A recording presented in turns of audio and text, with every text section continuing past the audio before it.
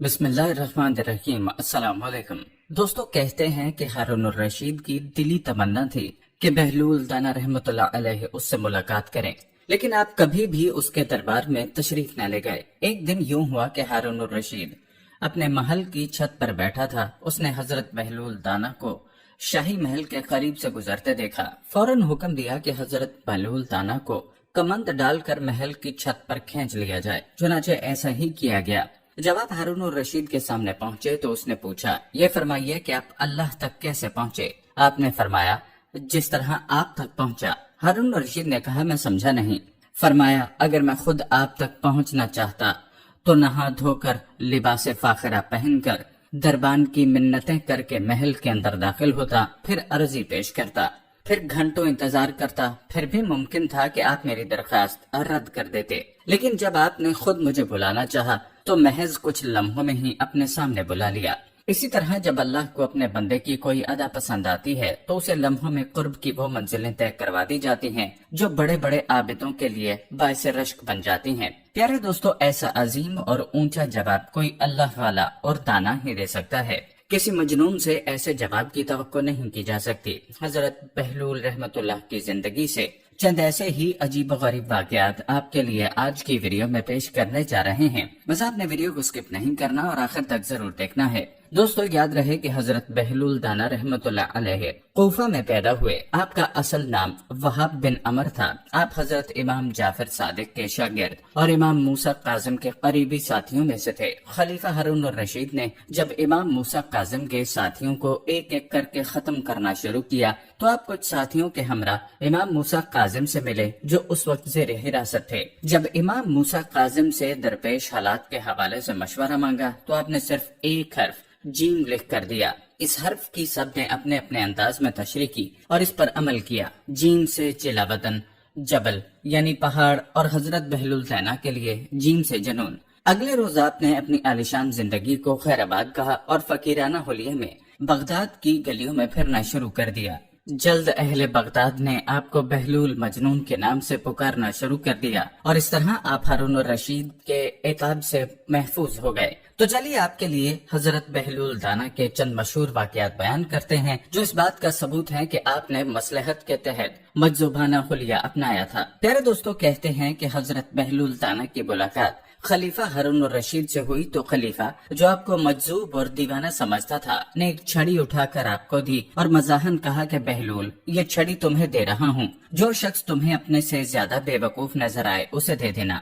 حضرت بہلول نے بڑی سنجیدگی کے ساتھ چھڑی لے کر رکھ لی اور واپس چلے گئے۔ کچھ عرصے کے بعد ہارون الرشید کو سخت بیماری لاحق ہو گئی۔ بچنے کی کوئی امید نہ رہی۔ طبیبوں نے جواب دے دیا تو ایک دن حضرت بہلول دانا خلیفہ کی عیادت کے لیے پہنچے اور سلام کے بعد پوچھا، کیا حل ہے؟ خلیفہ نے کہا، کیا حل پوچھتے ہو بہلول، بڑا لمبا سفر درپیش ہے۔ حضرت بہلول نے پوچھا، کہاں کا سفر؟ خلیفہ نے جواب دیا، آخرت کا۔ حضرت بہلول نے سادگی سے پوچھا، واپسی کب ہوگی؟ خلیفہ نے کہا، بہلول تم بھی عجیب آدمی ہو، بھلا آخرت کے سفر سے بھی کوئی واپس آتا ہے؟ حضرت بہلول نے تعجب سے کہا، اچھا آپ واپس نہیں آئیں گے تو آپ نے کتنے حفاظتی دستے آگے روانہ کیے اور ساتھ ساتھ کون جائے گا؟ ہارون الرشید نے کہا، آخرت کے سفر میں کوئی ساتھ نہیں جایا کرتا، خالی ہاتھ جا رہا ہوں۔ حضرت بہلول نے فرمایا، اچھا اتنا لمبا سفر اور کوئی معین اور مددگار نہیں تو پھر لیجئے۔ ہارون الرشید کی دی ہوئی چھڑی بغل سے نکال کر کہا، یہ امانت واپس ہے، مجھے آپ کے سوا کوئی انسان اپنے سے زیادہ بے وقوف نہیں مل سکا۔ جب آپ کبھی چھوٹے سفر پر جاتے تھے تو ہفتوں پہلے اس کی تیاریاں ہوتی تھیں، حفاظتی دستے آگے چلتے تھے، خشم و خدم کے ساتھ لشکر ہم رقاب ہوتے تھے۔ اتنے لمبے سفر کی جس میں واپسی بھی ناممکن ہے، آپ نے تیاری نہیں کی۔ میری نظر میں آپ سے بڑا بے وقوف کوئی نہیں ہے۔ کہتے ہیں کہ چھڑی واپس دے کر حضرت بہلول دانا چلے گئے اور اس ملاقات کے بعد خلیفہ ہارون الرشید کی طبیعت درست ہو گئی اور اس کے بعد کی جو زندگی ہارون الرشید نے بسر کی وہ عبادت اور ریاضت میں بسر کی۔ پیارے دوستو، آپ رحمت اللہ علیہ کا ایک اور واقعہ ملاحظہ فرمائیے۔ کہتے ہیں کہ ایک بار شیخ جنید بغدادی سفر کے ارادے سے بغداد روانہ ہوئے۔ حضرت شیخ کے کچھ مرید ساتھ تھے۔ شیخ نے مریدوں سے پوچھا، تم لوگوں کو بہلول کا حال معلوم ہے؟ لوگوں نے کہا، حضرت وہ تو ایک دیوانہ ہے، آپ اس سے مل کر کیا کریں گے؟ شیخ نے جواب دیا، ذرا بہلول کو تلاش کرو، مجھے اس سے کام ہے۔ مریدوں نے شیخ کے حکم کی تعمیل اپنے لیے سعادت سمجھی۔ تھوڑی جستجو کے بعد ایک صحرا نے حضرت بہلول رحمت اللہ کو ڈھونڈ نکالا اور شیخ کو اپنے ساتھ لے کر وہاں پہنچے۔ شیخ بہلول کے سامنے گئے تو دیکھا کہ حضرت بہلول سر کے نیچے ایک اینٹ رکھے ہوئے دراز ہیں۔ شیخ نے سلام کیا تو بہلول نے جواب دے کر پوچھا، تم کون ہو؟ شیخ نے جواب دیا، میں ہوں جنید بغدادی۔ تو اے ابو القاسم، تم ہی وہ شیخ بغدادی ہو جو لوگوں کو بزرگوں کی باتیں سکھاتے ہو؟ جی ہاں، کوشش تو کرتا ہوں، شیخ نے جواب دیا۔ حضرت بہلول نے پوچھا، اچھا تو تم اپنے کھانے کا طریقہ تو جانتے ہی ہوگے؟ کیوں نہیں، بسم اللہ پڑھتا ہوں اور اپنے سامنے کی چیز کھاتا ہوں، چھوٹا نوالہ بناتا ہوں، آہستہ چباتا ہوں، دوسروں کے نوالے پر نظر نہیں ڈالتا اور کھانا کھاتے وقت اللہ کی یاد سے غافل نہیں ہوتا۔ پھر دوبارہ کہا، جو لقمہ بھی کھاتا ہوں الحمدللہ کہتا ہوں، کھانا شروع کرنے سے پہلے ہاتھ دھوتا ہوں اور فارغ ہونے کے بعد بھی ہاتھ دھوتا ہوں۔ یہ سن کر بہلول اٹھ کھڑے ہوئے اور اپنا دامن شیخ جنید کی طرف جھٹک دیا۔ پھر اس نے کہا، تم انسانوں کے پیر و مرشد بننا چاہتے ہو اور حال یہ ہے کہ اب تک کھانے پینے کا طریقہ بھی نہیں جانتے۔ یہ کہہ کر حضرت بہلول نے اپنا راستہ لیا۔ شیخ کے مریدوں نے کہا، یا حضرت، یہ شخص تو دیوانہ ہے۔ ہاں دیوانہ تو ہے، مگر اپنے کام کے لیے ہوشیاروں کے بھی کان کاٹتا ہے، اس سے سچی بات سننا چاہیے، آؤ اس کے پیچھے چلیں، مجھے اس سے کام ہے۔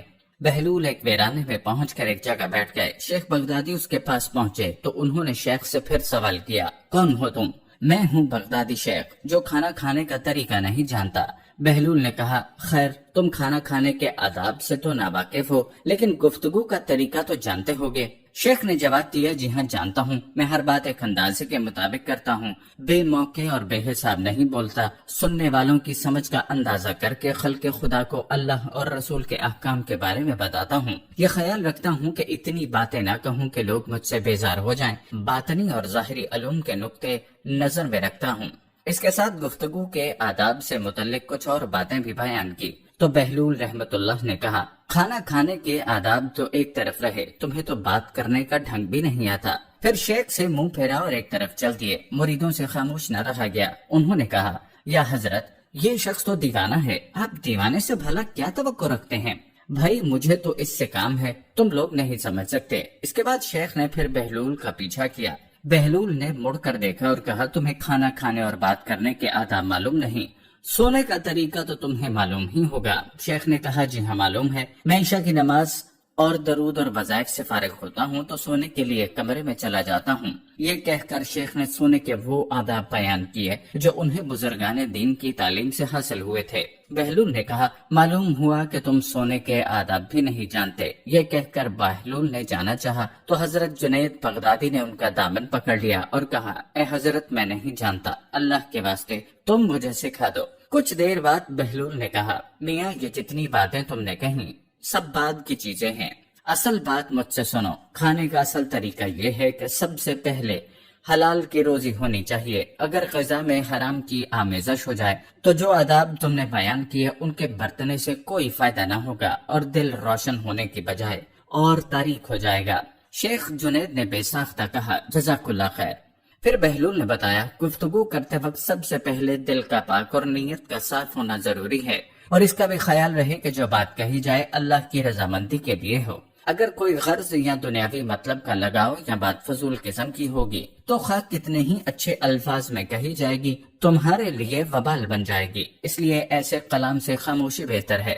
اسی طرح سونے سے متعلق جو کچھ تم نے کہا وہ بھی اصل مقصود نہیں ہے۔ اصل بات یہ ہے کہ جب تم سونے لگو تو تمہارا دل بغض، کینہ اور حسد سے خالی ہو، تمہارے دل میں دنیا اور مال دنیا کی محبت نہ ہو، اور نیند آنے تک اللہ کے ذکر میں مشغول رہو۔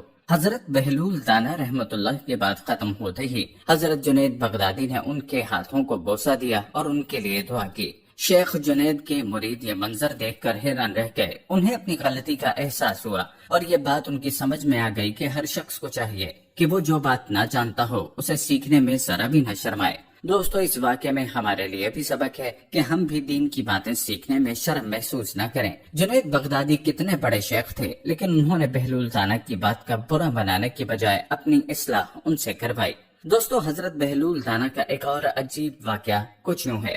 کہتے ہیں کہ ایک دفعہ حضرت بہلول دانا کہیں سے گزر رہے تھے کہ ایک بچے کو دیکھا، وہ کھڑا رو رہا تھا۔ دوسرے بچے اخروٹ سے کھیل رہے تھے۔ انہوں نے سمجھا اس کے پاس اخروٹ نہیں، اس لیے رو رہا ہے، میں اس کو لے کر دیتا ہوں۔ انہوں نے کہا، بیٹا رو نہیں، मैं तुझे अखरोट ले देता हूँ, तू भी खेल। उस बच्चे ने कहा, ए बहलूल, क्या हम दुनिया में खेलने आए हैं? उनको इस बात की तवक्को नहीं थी कि बच्चा ऐसा जवाब देगा, तो उन्होंने कहा, अच्छा फिर क्या करने आए हैं? बच्चे ने कहा, अल्लाह की इबादत करने आए हैं। उन्होंने कहा, बच्चे अभी तुम बहुत छोटे हो, तुम्हारे गम की ये चीज नहीं है, अभी तो तुम्हारा उस मंजिल पर आने में बड़ा वक्त पड़ा है। तो उसने कहा, अरे बहलूल, मुझे धोखा न दे, मैंने अपनी माँ को देखा है, वो सब जब आग जलाती है तो पहले छोटी लकड़ियों से जलाती है और बाद में बड़ी लकड़ियाँ रखती है, इसलिए मुझे डर है कहीं दोज़ख मुझसे न जलाई जाए और मेरे ऊपर बड़ों को न डाला जाए। दोस्तों, कहते हैं कि एक बार जनाबे बहलूल किसी नखलिस्तान में तशरीफ रखते थे। एक ताजिर का वहां से गुजर हुआ, वो आपके पास आया और सलाम करके मुअद्दब सामने बैठ गया और इंतहाई अदब से गुजारिश की, हजूर, तिजारत की कौन सी ऐसी जिन्स खरीदूं जिसमें बहुत नफा हो? हजरत बहलूल ने फरमाया, काला कपड़ा ले लो। ताजिर ने शुक्रिया अदा किया और उल्टे कदमों चलता वापस चला गया। जाकर उसने इलाके में दस्तयाब तमाम स्याह कपड़ा खरीद लिया। कुछ दिनों बाद शहर का बहुत बड़ा आदमी इंतकाल कर गया। मातमी लिबास के लिए सारा शहर स्याह कपड़े की तलाश में निकल खड़ा हुआ। अब सारा कपड़ा इस ताजिर के पास जखीरा था। उसने मुंह मांगे दामों फरोख्त किया और इतना नफा कमाया जितना सारी जिंदगी न कमाया था और बहुत ही अमीर कबीर हो गया। कुछ अरसे बाद वो घोड़े पर सवार कहीं से गुजरा। जनाबे बहलूल वहाँ तशरीफ रखते थे। वो वहीं घोड़े पर बैठे बैठे बोला, ओ दीवाने, अब की बार क्या लूं? बहलूल ने फरमाया, तरबूज ले लो। वो भागा भागा गया और सारी दौलत से पूरे मुल्क के तरबूज खरीद लिए। एक ही हफ्ते में सब खराब हो गए और वो कोड़ी कोड़ी का मोहताज हो गया। इसी खस्ता हाली में घूमता फिरता उसकी मुलाकात जनाबे बहलूल से हो गई। तो उसने कहा, ये आपने मेरे साथ क्या किया? जनाबे बहलूल ने फरमाया, मैंने नहीं, तेरे लहजे और तेरे लफ्जों ने सब किया। जब तूने अदब से पूछा तो मालामाल हो गया, जब गुस्ताखी की तो कंगाल हो गया। दोस्तों, इसी को कहते हैं बाअदब बानसीब, बेअदब बेनसीब।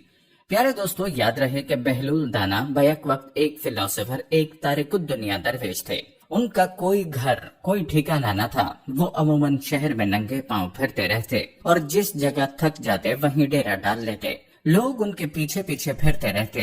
वो जब किसी जगह बैठ जाते तो लोग उनके गिर्द घेरा डाल लेते। इसके बाद बहलूल दाना बोलते रहते और लोग उनके अकवाल लिखते रहते। अगर किसी दिन उनका मूड जरा सा खुशगवार होता तो वो लोगों को सवाल करने की इजाजत भी दे देते और इसके बाद लोग उनसे मुख्तलिफ किस्म के सवाल पूछते रहते। हारून और रशीद भी उनका बहुत बड़ा फैन था। जब कभी बहलूल दाना का मूड जरा सा भी बेहतर होता तो वो भी उनकी महफिल में शरीक हो जाता।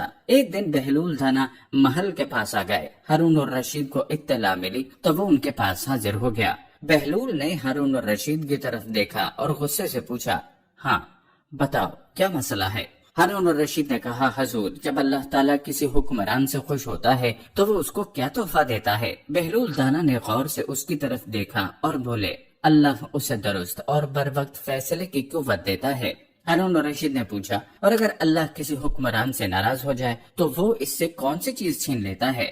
बहलूल दाना ने चंद लम्हे सोचा और हंसकर बोले, फैसला करने की कुव्वत। हारून और रशीद ने फिर पूछा, हजूर, बादशाह को कैसे पता चलेगा कि अल्लाह उससे खुश है या नाराज? इस सवाल पर बहलूल दाना चंद लम्हे खामोश रहे, आसमान की तरफ नजरें उठाईं और हल्की से मुस्कुराहट के साथ बोले, जब अल्लाह ताला किसी शख्स से खुश होता है तो वो उसको इज्जत और मर्तबे से नवाजता है, लेकिन जब अल्लाह किसी से नाराज होता है तो वो इस शख्स को नफरत की अलामत बना देता है। खल्के खुदा उससे पनाह मांगने लगती है और उसकी जिंदगी इबरत का निशान बन जाती है। हारून रशीद के माथे की शिकने गहरी हो गईं। उसने एक लंबी आह भरी।